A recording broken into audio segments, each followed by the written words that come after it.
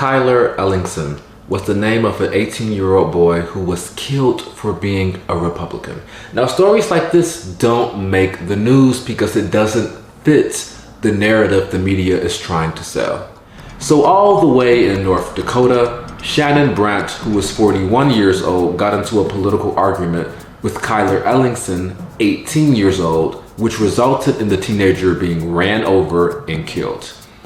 After the tragic incident, the murderer claimed that he felt unsafe because he thought that the teenager was a Republican extremist.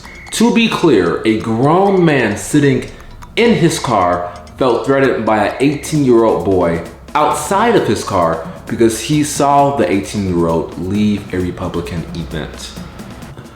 Now, can you guess the amount of time the mainstream media spent covering the story?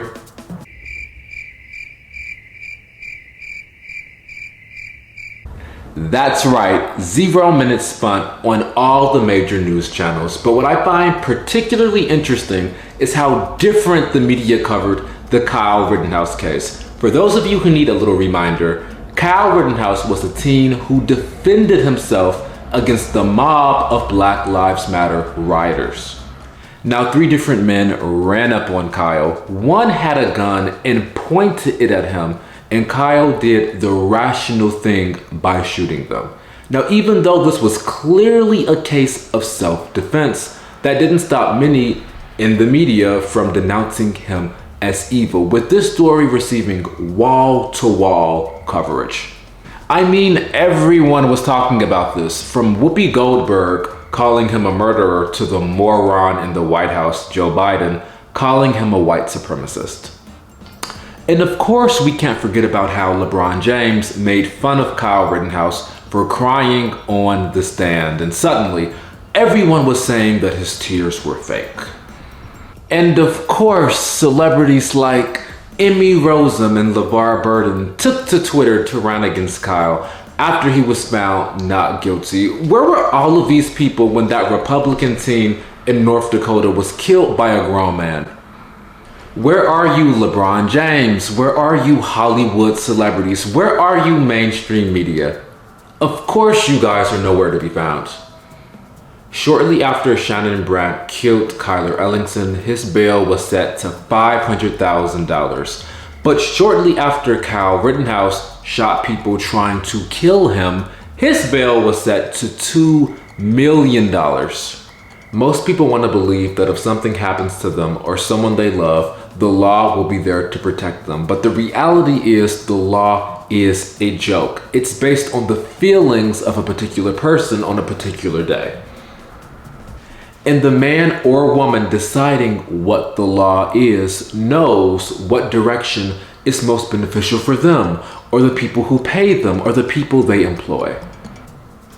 So as I said earlier, with Kyle Rittenhouse getting $2 million bail, he shot Black Lives Matter rioters trying to kill him. But since he was conservative and they were with Black Lives Matter, everyone's talking about this. Everyone hates Kyle's guts. So it's obviously beneficial for the judge to give him a high bail since so many people are talking about this. Now talk about Shannon Brandt killing a Republican teenager. No one's really talking about that. After all, he was a Republican anyway. So we're just gonna give Shannon Brandt $500,000 bail.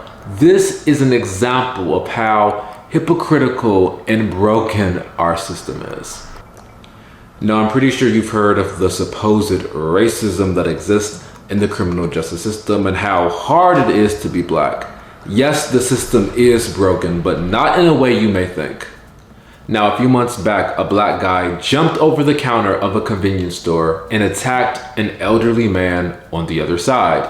The elderly man, left cornered, stabbed the black guy, and of course, anyone can see this was self-defense. That didn't stop the elderly man from being arrested for defending himself and sent to Rikers Island prison.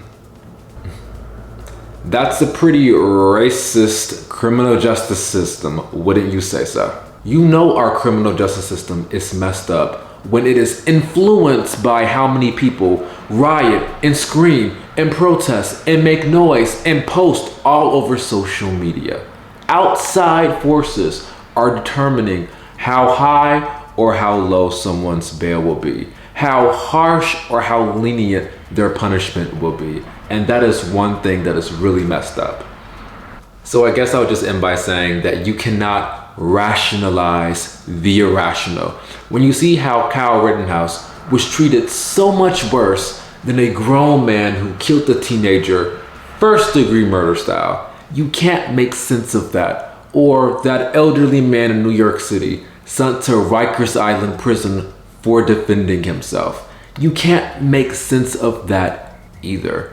You cannot rationalize that which is irrational. And the law is not a rational thing.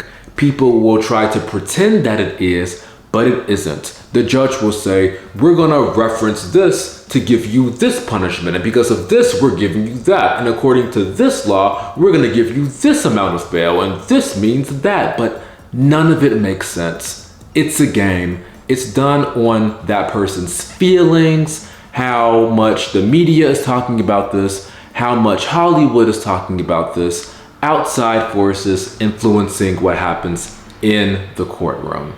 All of it is a joke. All of it is irrational.